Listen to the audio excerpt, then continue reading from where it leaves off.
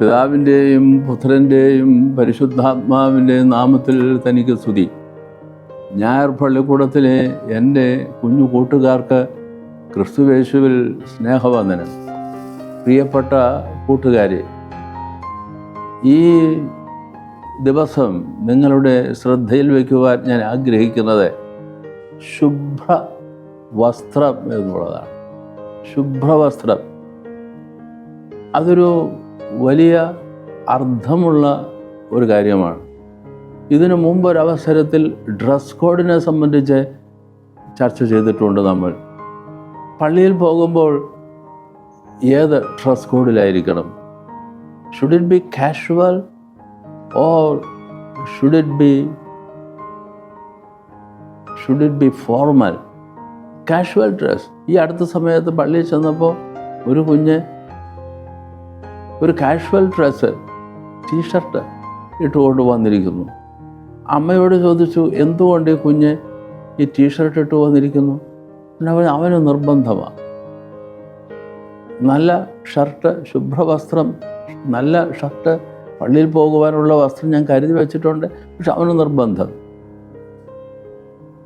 അവനുമായി ഞാൻ അതിൻ്റെ അർത്ഥം മനസ്സിലാക്കി കൊടുക്കും. അതൊരു മറ്റൊരവസരത്തിൽ പറഞ്ഞിട്ടുള്ളത് കൊണ്ട് ഞാൻ അതിലേക്ക് പോകുന്നില്ല. ഇന്നത്തെ നമ്മളുടെ ചർച്ച ശുഭ്രവസ്ത്രം, വൈറ്റ് ആൻഡ് ബ്രൈറ്റ് ലിനൻ എന്ന് ഇംഗ്ലീഷിൽ പറയാം. White and bright dress. എന്താണ് അതുകൊണ്ട് അർത്ഥമാക്കുന്നത്? പ്രധാനമായും ഈ സന്ദർഭത്തിൽ ഈ അടുത്തിടെ പ്രത്യേകമായി ഞാൻ ശ്രദ്ധിക്കുകയായിരുന്നു. ഇതിനു മുമ്പും ശ്രദ്ധിച്ചിട്ടുണ്ട്. അമേരിക്കയിൽ ജോലിയും ജീവിതവുമായിരിക്കുന്ന കുഞ്ഞുങ്ങൾ എല്ലാവരും അവിടെയാണ്. അമ്മ മാത്രം വീട്ടിൽ. അപ്പൻ നേരത്തെ ദൈവസന്നിധിയിലേക്ക് വാങ്ങിപ്പോയി. അമ്മ മരിച്ചു. അമേരിക്കയിലുള്ള കുഞ്ഞുങ്ങളെല്ലാം വന്നു. സംസ്കാര ശുശ്രൂഷയ്ക്ക് ഞാനും. അവർ ധരിച്ചിരിക്കുന്നത് കറുത്ത വസ്ത്രമാണ്. അത് ഞാൻ പ്രത്യേകം ശ്രദ്ധിച്ചു. അപ്പോൾ അമേരിക്കയിൽ അങ്ങനെയാവാം.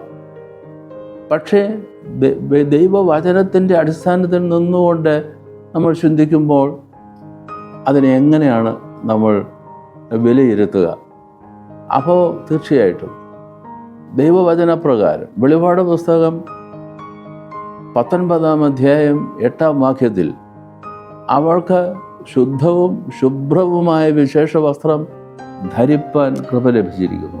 അവൾക്ക് ശുദ്ധവും ശുഭ്രവും, holy and bright linen. Now God has given the privilege, the grace that he might dress herself in holy and bright dress, bright linen. അത് നമ്മൾ ചേർത്ത് വായിച്ചു നോക്കൂ. ഒരാൾ മരണപ്പെട്ടു കഴിയുമ്പോൾ ഓർത്തഡോക്സ് സഭാവിശ്വാസി പ്രത്യേകിച്ച് ദേഹശുദ്ധി വരുത്തും. അത് കഴിഞ്ഞതിന് ശേഷം ശുദ്ധവും ശുഭ്രവുമായ വിശേഷ വസ്ത്രം ധരിക്കുവാൻ കൊടുക്കും. പുരുഷനായാലും സ്ത്രീ ആയിരുന്നാലും അത് അങ്ങനെ ഒരുക്കി കിടത്തും. തലയ്ക്കൽ ഒരു കുരിശ് വെക്കും. ഇടവും വലവും 2 മെഴുകുതിരികളും. കെടുത്തിയല്ല, കത്തിച്ചാണ് മെഴുകുതിരികൾ കുരിശിൻ്റെ ഇരുവശവും വെക്കുക. എന്താണത് സൂചിപ്പിക്കുന്നത്? മരണം എന്ന് പറഞ്ഞത് കെട്ടുപോയതിന് തുല്യമല്ലേ? അല്ല, ആത്മാവ് പ്രോജ്വലിച്ച് നിൽക്കുകയാണ് ദൈവസന്നിധിയിൽ. ക്രിസ്തുവിൻ്റെ സാന്നിധ്യമാണ് കുരിശ്. ആ സാന്നിധ്യത്തെ സജീവമായി ദൈവസന്നിധിയിൽ നിൽക്കുകയാണ് ഈ ദൈവസന്നിധിയിലേക്ക് വാങ്ങിപ്പോയിരിക്കുന്ന മരിച്ചയാളും അതുപോലെ തന്നെ വാങ്ങിപ്പോയിരിക്കുന്ന എല്ലാവരും. അപ്പോൾ എന്തുകൊണ്ടാണ് ശുദ്ധവും ശുഭ്രവുമായ വിശേഷ വസ്ത്രം ഈ മരിച്ചയാൾക്ക് നൽകിയിരിക്കുന്നത്?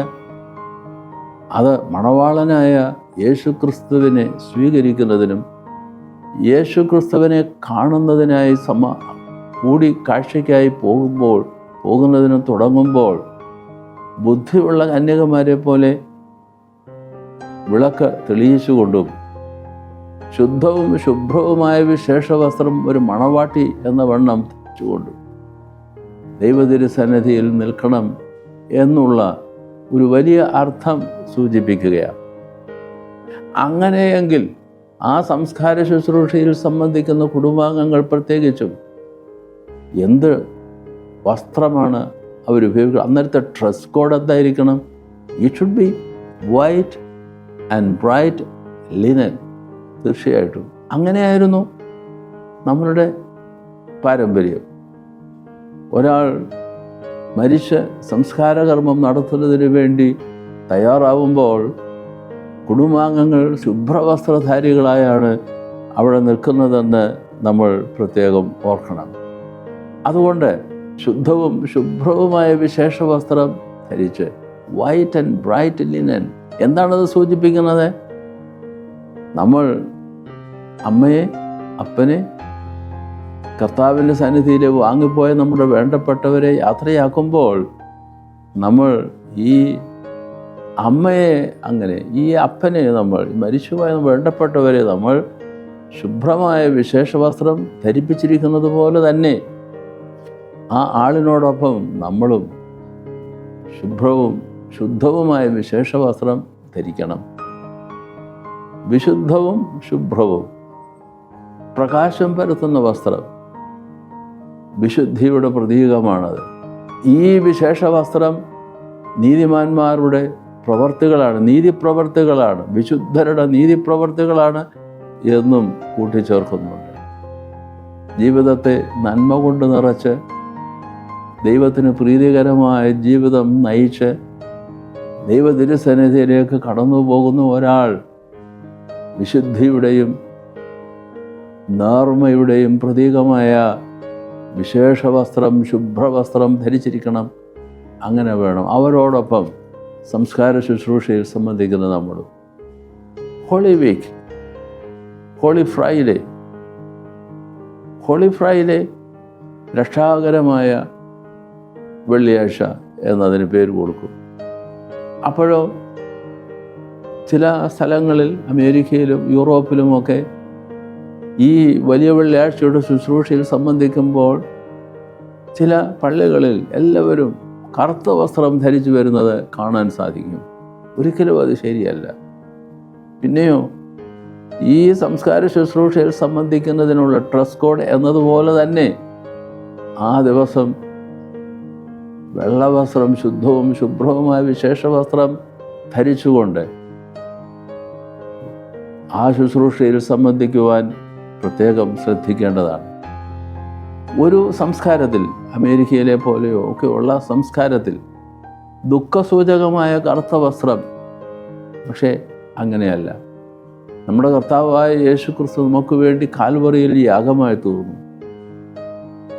ആ കർത്താവായ യേശു ക്രിസ്തു നമുക്ക് നൽകിയിരിക്കുന്ന ആ ഒരു വലിയ രക്ഷയുടെയും വീണ്ടെടുപ്പിൻ്റെയും സന്തോഷം, അതിൻ്റെ ഫലമായി നമ്മൾ മണവാളനായ യേശു ക്രിസ്തുവിനെ മണവാട്ടിയായ സഭയെന്ന വണ്ണം നമ്മൾ സ്വീകരിക്കുകയാണ് ആ വലിയ രക്ഷാകരമായ ക്രൂശാരോഹണത്തിലൂടെ. അതിൽ നമ്മൾ സംബന്ധിക്കുമ്പോൾ യേശു നമ്മളുടെ ജീവിതത്തിൽ ക്രൂശാരോഹണത്തിൻ്റെ ഫലമായി നൽകിയിരിക്കുന്ന ആ ഒരു വലിയ വിടുതലിൻ്റെ, വിശുദ്ധിയിലേക്കുള്ള നമ്മളുടെ വീണ്ടെടുപ്പിൻ്റെ, അനുഗ്രഹത്തിൻ്റെ വലിയ പ്രതീകമായി വിശുദ്ധിയുടെ വസ്ത്രം, ശുഭ്രമായ വിശേഷ വസ്ത്രം ധരിച്ചുകൊണ്ട് വേണം ആ ശുശ്രൂഷയിൽ സംബന്ധിക്കുവാൻ. അതാണ് കിഴക്കൻ സഭകളുടെ പാരമ്പര്യം എന്നുള്ളത് നാം ഓർക്കേണ്ടതുണ്ട്. ശുദ്ധവും ശുഭ്രവുമായ വിശേഷ വസ്ത്രം, ശുഭ്രമായ വിശേഷ വസ്ത്രം. That should be the dress code. When we participate in the funeral service of a faithful, and that should be the dress code when we go to the church any day, including the Holy Friday. കുഞ്ഞുങ്ങളെ, dress makes a man എന്ന് ഇതിനു മുമ്പ് ഞാൻ ഓർമ്മിപ്പിച്ചിട്ടുണ്ട്. Dress makes a man എന്ന് പറഞ്ഞാൽ അതിനർത്ഥം നമ്മൾ എങ്ങനെ ഡ്രസ്സ് അണിയുന്നു.